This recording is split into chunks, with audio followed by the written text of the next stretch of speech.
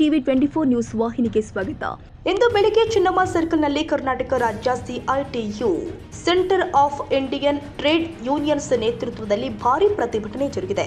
ಇದು ದೇಶದಾದ್ಯಂತ ಸಾಮಾನ್ಯ ಹಡಗಲು ಗಜರಲ್ ಸ್ಟ್ರೈಕ್ ಭಾಗವಾಗಿ ಆಯೋಜನೆ ಮಾಡಲಾಗಿತ್ತು. ಪ್ರತಿಭಟನೆಯಲ್ಲಿ ಸಾವಿರಾರು ಕಾರ್ಮಿಕರು, ಕೈಗಾರಿಕಾ ಕೆಲಸಗಾರರು, ಔಟ್ ಸೋರ್ಸಿಂಗ್ ಉದ್ಯೋಗಿಗಳು ಹಾಗೂ ವಿವಿಧ ವಲಯದ ಕಾರ್ಮಿಕ ಸಂಘಟನೆಗಳ ಸದಸ್ಯರು ಭಾಗವಹಿಸಿದ್ರು.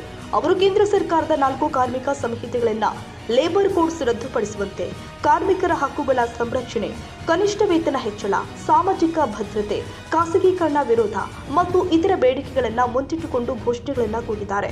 ಸಿಐಟಿಯು ನಾಯಕರು ಮಾತನಾಡಿ, ಕೇಂದ್ರದ ನರೇಂದ್ರ ಮೋದಿ ಸರ್ಕಾರದ ಕಾರ್ಮಿಕ ವಿರೋಧಿ ನೀತಿಗಳು ದೇಶದ ಕೋಟ್ಯಾಂತರ ಕಾರ್ಮಿಕರನ್ನ ಭಾವಿಸ್ತಾ ಇದೆ. ಕರ್ನಾಟಕದಲ್ಲಿ ಸರ್ಕಾರದ ಔಟ್ ಸೋರ್ಸಿಂಗ್ ನೀತಿ ಮತ್ತು ಕಾರ್ಮಿಕ ಸಂಹಿತೆಗಳ ಅನುಷ್ಠಾನವನ್ನ ವಿರೋಧಿಸಿ ನಾವು ಇಲ್ಲಿ ಧ್ವನಿಯಾಗಿದ್ದೇವೆ. ಇಂದಿನ ಹಡಗಲು ಯಶಸ್ವಿಯಾಗಿ ನಡೆಯಬೇಕು ಅಂತ ಹೇಳಿದ್ರು. ಪ್ರತಿಭಟನೆಯ ಸಮಯದಲ್ಲಿ ಚೆನ್ನಮ್ಮ ಸರ್ಕಲ್ ಸುತ್ತಮುತ್ತಲಿನ ರಸ್ತೆಯಲ್ಲಿ ಸ್ವಲ್ಪ ಸಂಚಾರ ತೊಂದರೆ ಉಂಟಾಗಿತ್ತು. ಪೊಲೀಸರು ಬಂದೋಬಸ್ತ್ ಹಾಕಿ ಪರಿಸ್ಥಿತಿಯನ್ನು ನಿಯಂತ್ರಣದಲ್ಲಿ ಇಟ್ಟಿದ್ರು. ಸರ್ಕಾರಿ ಮಹಿಳಾ ಮತ್ತು ಮಕ್ಕಳ ಅಭಿವೃದ್ಧಿ ಇಲಾಖೆಯಲ್ಲಿ ಹೊರಗುತ್ತಿಗೆ ನೌಕರರು ಅಂತ ಹೇಳಿ ಕಾಯಮೇತರ ನೌಕರರುಗಳು ಏನಿದ್ದಾರೆ, ಅಲ್ಲಿ 15-20 ವರ್ಷಗಳಿಂದ ಎಲ್ಲರೂ ಕೆಲಸ ಮಾಡ್ತಾ ಇದ್ದೀವಿ. ಆದ್ರೆ ಅಲ್ಲಿ ನಮ್ಮ ಸರಿಯಾದ ರೀತಿಯಲ್ಲಿ ಪೇಮೆಂಟ್ ಆಗ್ತಾ ಇಲ್ಲ ನಮ್ಗೆ.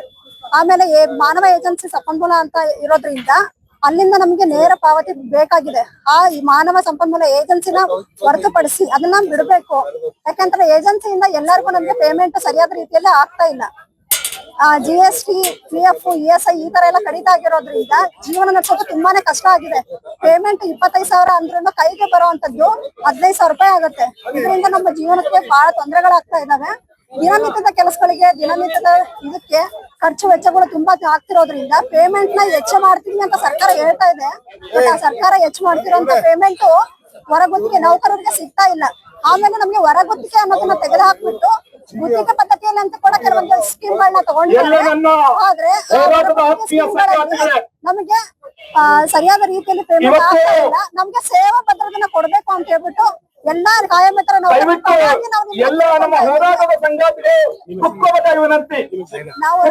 ನಯನ ಅಂತ ಹೇಳ್ಬಿಟ್ಟು ಅಂಗನವಾಡಿ ತಾಯಂದಿರು, ಆಶಾ ಕಾರ್ಯಕರ್ತೆಯರು ಹಾಗೂ ನರೇಗಾ ಕಾರ್ಯಕರ್ತರು, ಎಲ್ಲರನ್ನ ಕಾರ್ಮಿಕ ಬಂಧುಗಳು ಹಾಗೂ LIC, ರೈತ ಸಂಘಟನೆಗಳು, ಎಲ್ಲ ಸಂಘಟನೆಗಳು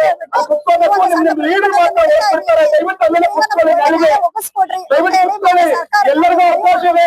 ಯಾವುದೇ ಅಹಿತಕರ ಘಟನೆ ವರದಿಯಾಗಿಲ್ಲ. ಈ ಹಿನ್ನೆಲೆ ಕರ್ನಾಟಕದಲ್ಲಿ ಸುಮಾರು 2 ಲಕ್ಷಕ್ಕೂ ಹೆಚ್ಚು ಕಾರ್ಮಿಕರು ಈ ಹಡಗಲಿಗೆ ಸೇರಿಕೊಂಡಿದ್ದಾರೆ ಎಂದು ಅಂದಾಜು ಮಾಡಲಾಗಿದೆ. ಸಿಐಟಿಯು ಹಾಗೂ ಇತರ ಕೇಂದ್ರ ಕಾರ್ಮಿಕ ಸಂಘಟನೆಗಳು ಈ ಬೇಡಿಕೆಗಳನ್ನು ಮುಂದುವರಿಸುವುದಾಗಿ ತಿಳಿಸಿದೆ. ಇದು ಕಾರ್ಮಿಕರ ಹೋರಾಟದ ಒಂದು ಮಹತ್ವದ ಹಂತವಾಗಿದ್ದು ಸರ್ಕಾರದ ಮೇಲೆ ಒತ್ತಡ ಹೇರಲು ಉದ್ದೇಶಿಸಲಾಗಿದೆ ಅಂತ ವರದಿಗಳು ತಿಳಿಸಿದೆ.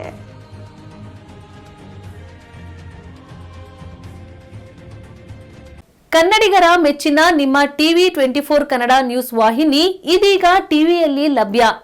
ಕರ್ನಾಟಕ ಮತ್ತು ದೇಶ ವಿದೇಶದ 360 ಡಿಗ್ರಿ ಸುದ್ದಿ ಹಾಗೂ ಉತ್ತರ ಕರ್ನಾಟಕ, ಬೆಳಗಾವಿ, ಬಾಗಲಕೋಟೆ, ಧಾರವಾಡ, ಹಾವೇರಿ, ಗದಗ, ಬಿಜಾಪುರ ಜಿಲ್ಲೆಯ ಕ್ಷಣ ಕ್ಷಣದ ವಿವರವನ್ನ ಪಡೆಯುವುದಕ್ಕೆ ಟಿವಿ 24 ಕನ್ನಡ ನ್ಯೂಸ್ ವಾಹಿನಿಯನ್ನ ಲೈಕ್ ಮಾಡಿ, ವಿಡಿಯೋಗಳನ್ನ ಶೇರ್ ಮಾಡಿ, ಕಮೆಂಟ್ ಮಾಡುವ ಮೂಲಕ ನಮ್ಮ ವಾಹಿನಿಗೆ ಸಹಕಾರ ನೀಡಿ ಮತ್ತು ಚಾನೆಲ್ ಅನ್ನ ಸಬ್ಸ್ಕ್ರೈಬ್ ಮಾಡಿ. Thank you.